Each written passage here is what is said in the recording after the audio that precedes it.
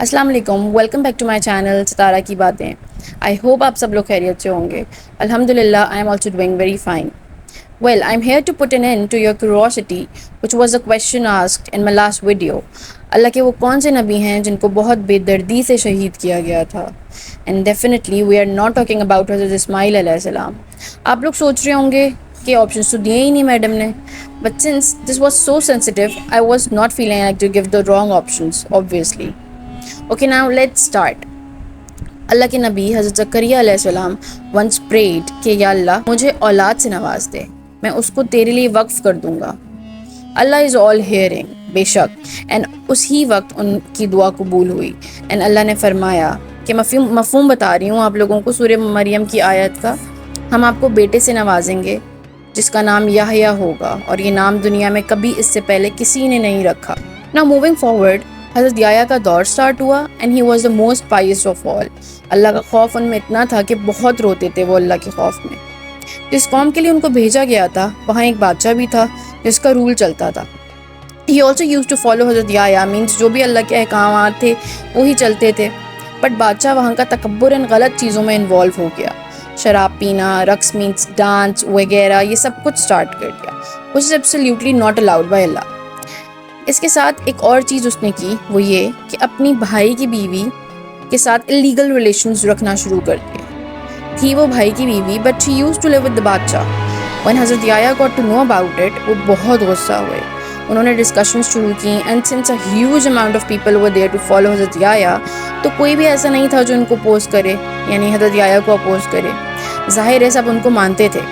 But بادشاہ کو خبر ملی تو ہی واز لائک کہ میری سلطنت کا کیا ہوگا if people are gonna question me. تو what he did was he immediately imprisoned حضرت یحییٰ، یعنی ان کو قید کر دیا.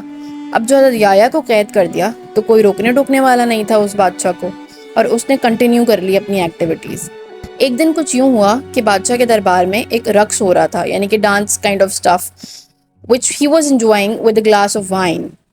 رقص کرنے والی بھائی کی بیٹی تھی، یعنی اسی عورت کی بیٹی جس کے ساتھ یہ بادشاہ رہتا تھا. رقص اس کو بہت پسند آیا، بہت زیادہ، کیونکہ وہ شراب کے نشے میں تھا اور کمپلیٹلی انٹاکسیکیٹڈ تھا، تو اس کو معلوم ہی نہیں تھا کہ کیا کر رہا ہے وہ. اس نے جذبات میں اور نشے میں اس ڈانسر سے کہا کہ جو مانگو گی وہ تمہیں ملے گا، بتاؤ کیا چاہیے. She was so clever, so she said, let me discuss it with my mom. اب اس کی ماں تو وہیں موجود تھی. وہ اپنی ماں کے پاس گئی، ڈسکس کیا کہ کیا فرمائش کرنی چاہیے. اس کی ماں ویسے ہی خلاف تھی حضرت یحییٰ کے، کیونکہ وہ انوالو تھی اس بادشاہ کے ساتھ. خیر دربار میں سب دونوں ماں بیٹی کی ڈسکشن دیکھ رہے تھے. And then finally she came up with a demand. She said, مجھے یحییٰ علیہ السلام کا سر چاہیے. Now this was something huge. Everyone in the darbar was silent. And the Badshah, he himself was struck too. کیونکہ despite of the differences اس کی لڑائی اتنی extreme پہ نہیں تھی حضرت یحییٰ سے. بٹ کیونکہ وہ شراب کے نشے میں تھا اس نے کہا کہ جاؤ یحییٰ کا سر پیش کرو. And there on the very spot, اللہ اکبر، حضرت یحییٰ کو قید سے لایا گیا اینڈ وہیں پہ ذبح کیا گیا. Oh my God, this is so devastating. اللہ اکبر، اللہ اکبر. اینڈ دین ان کا سر مبارک ایک تشلے میں پیش کیا گیا. ظاہر ہے اس کہانی کی مزید ڈیٹیلز ہیں which are not explained.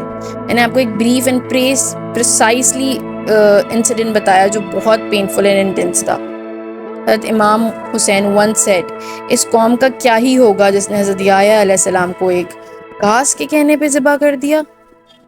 اللہ اکبر. اپنا بہت خیال رکھے گا. ملتے ہیں اگلے نیو واقعے کے ساتھ. اللہ حافظ.